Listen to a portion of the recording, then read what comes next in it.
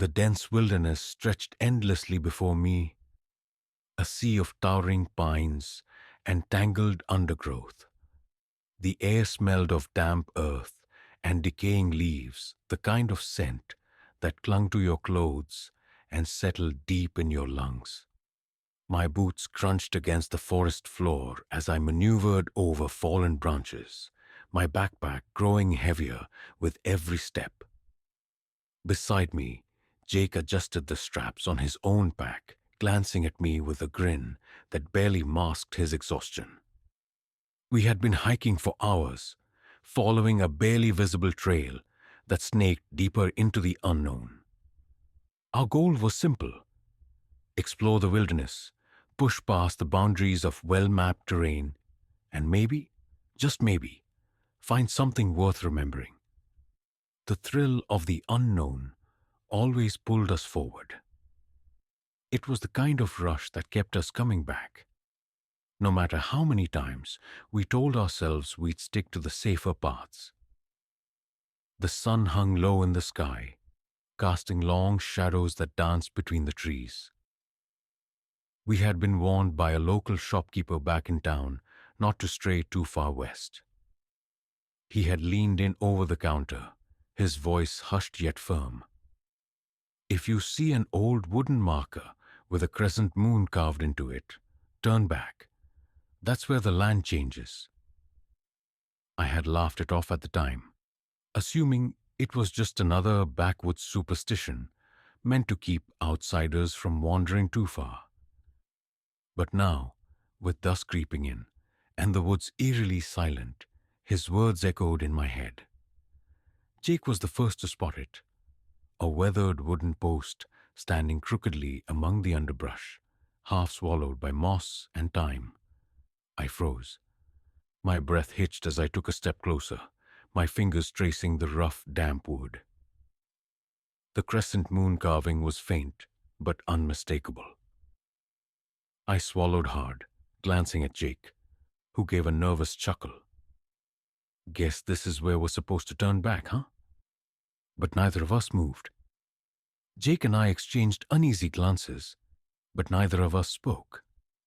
The carved moon on the wooden marker felt like an invitation rather than a warning. My heart pounded, a strange mix of fear and excitement coursing through me.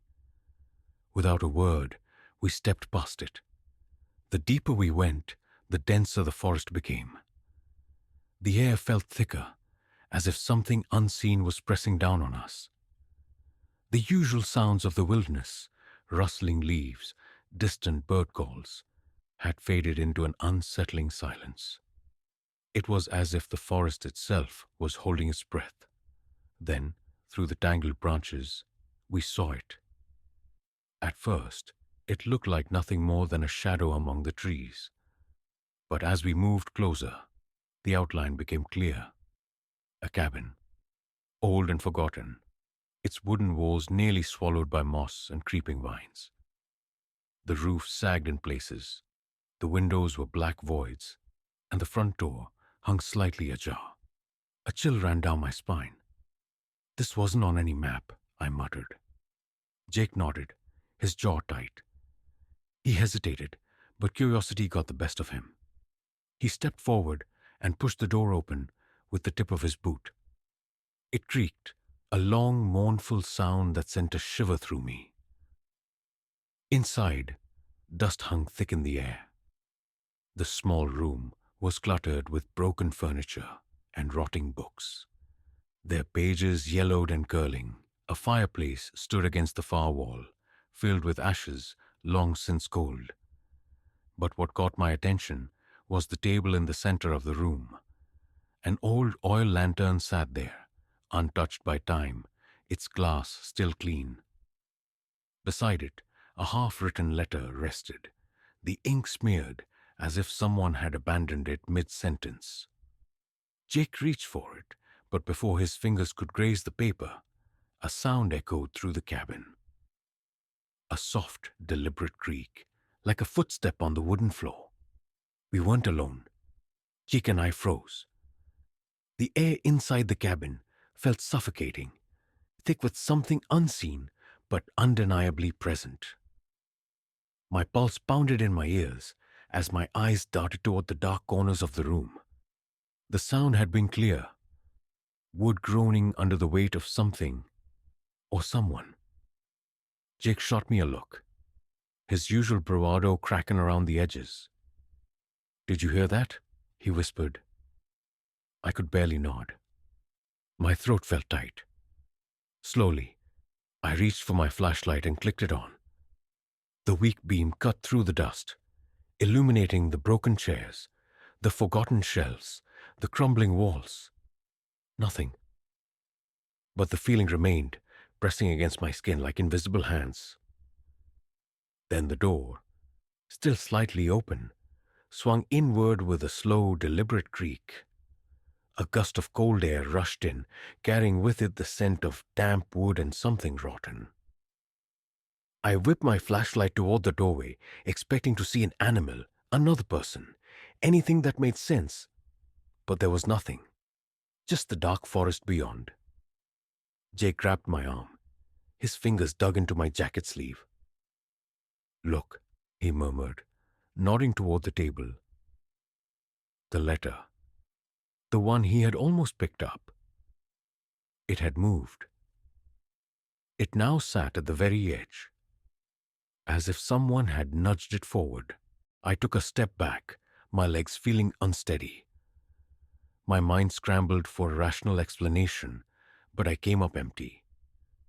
Jake reached out again, this time snatching the letter off the table. His hands trembled as he lifted it to the light.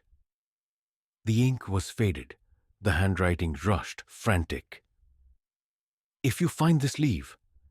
The cabin does not stay in one place. It will take you with it." A sharp knock echoed from inside the cabin, right behind us. We spun around, but there was nothing there. Just shadows shifting against the warped wooden walls. Then, from somewhere deep within the cabin, a whisper slithered through the air. Not words, just a breath. Close, too close. And then the lantern on the table flickered to life. The lantern's flame flickered violently, casting jagged shadows that crawled up the walls like living things. My breath hitched. That lantern had been untouched for years. There was no oil, no match, nothing that could have ignited it. And yet, the golden glow pulsed as if something unseen had just lit it. Jake dropped the letter as if it burned him. "We need to go," he muttered, his voice barely more than a breath. I nodded, but my feet wouldn't move. The floor beneath me suddenly felt wrong. Too solid, yet too unsteady at the same time, like the cabin itself was shifting. My gut twisted with a primal fear I couldn't explain. Something was watching us, not just watching, waiting. Then the walls groaned. The sound started low, a deep vibration in the wood, and then rose into something almost human. A distorted moan that came from everywhere at once. The entire cabin seemed to inhale. And then the door slammed shut. Jake lunged for it, his hands scrabbling at the handle, but it wouldn't budge. "Help me," he hissed. I stumbled toward him, but before I could reach him, the temperature plummeted. My breath came out in a thick mist. The air grew so cold it stung my skin. Then behind me, the floor creaked again. I knew that if I turned around, I would see something I wasn't meant to see. But I couldn't stop myself. Slowly, I turned. The cabin had changed. The fireplace was no longer filled with coal ashes. It roared with flames, casting an eerie, shifting glow. The furniture, once broken and rotting, now looked untouched, as if time had reversed. And in the farthest corner of the room, where the darkness was thickest, a figure stood. Not fully formed, not entirely solid, but there. A shape, taller than any man, its limbs too long, its head tilted at an unnatural angle. No eyes, but I felt its gaze. A hollow sound filled the air, a slow exhale that rattled through my bones. Then, in a voice that scraped against reality itself, it whispered, "You shouldn't have come." The whisper coiled around me like cold fingers tightening around my throat. My body locked up, every instinct screaming for me to run. But I couldn't move.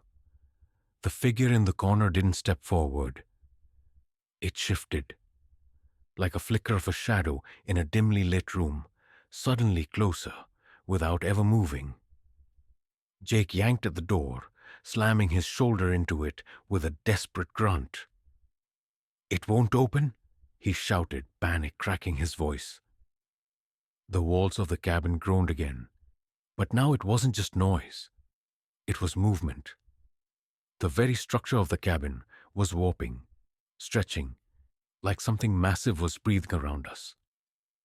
The windows, once dark and lifeless, now revealed a shifting void outside, no longer the forest we had entered. Instead, there was only endless black, speckled with faint, flickering lights, like stars in a sky that shouldn't exist. "We're not in the woods anymore," I whispered. Jake turned, his face pale, his breath coming in ragged gasps. The figure stood between us now, impossibly close, its head tilting slightly, as if studying us. The air vibrated, the walls trembled, and then the whispers started again. Not just one voice, many. A chorus of desperate, trapped murmurs echoing from the wooden beams, from the very floor beneath our feet. It takes us. It keeps us. It does not let go. Jake let out a strangled cry and did the only thing he could think of. He grabbed the lantern from the table and hurled it at the figure. The flame shattered on impact, fire bursting outward, licking at the rotting walls. For a brief second, the cabin screamed. A sound so inhuman, so guttural, that it rattled inside my skull. The figure recoiled, its form distorting like smoke caught in a violent wind. That was our chance. I lunged at the door, slamming my fist against it, but it was still locked. Then suddenly, it wasn't. The door flung open on its own, revealing the forest outside again, the real forest, dark and still. Without thinking, I grabbed Jake and we sprinted through, tumbling onto the damp earth. The second we hit the ground, the door slammed shut behind us. And then, the cabin was gone. No trace of it. No broken wood, no scorched walls, no footprints leading up to where it had stood. Just empty forest, silent as the grave. Jake and I lay there, gasping, hearts hammering. Neither of us spoke for a long time. Then, barely above a whisper, Jake muttered, "We were never supposed to leave." And as I looked around at the stillness of the trees, at the eerie quiet pressing in from all sides, I realized something. The woods didn't feel the same anymore. And somewhere, just at the edge of hearing, the cabin was still waiting.